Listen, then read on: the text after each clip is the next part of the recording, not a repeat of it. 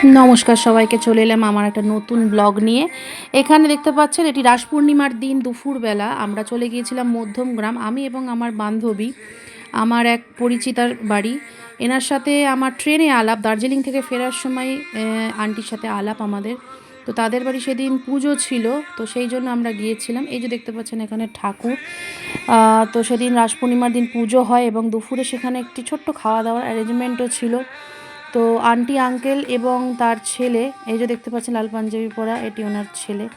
তো আমরা সবাই সেদিন ভীষণ এনজয় করেছিলাম দুপুরবেলাটা, ঠাকুরের ভোগ খেয়ে এবং এবং নানান কথাবার্তা, সেই ঘুরতে যাওয়ার কথা। এবং ওনার খুব গাছের শখ, দেখতে পাচ্ছেন এখানে। কোনো দিন যদি আবার যাই আবার দেখাবো, এখানে ওনার প্রচুর গাছের কালেকশান আছে। আঙ্কেলকে কভার করতে পারিনি, সেদিন উনি আজ ব্যস্ত ছিলেন। এই যে ছোট্ট বাচ্চাটি দেখছেন, ও হচ্ছে আন্টির রিলেটিভ।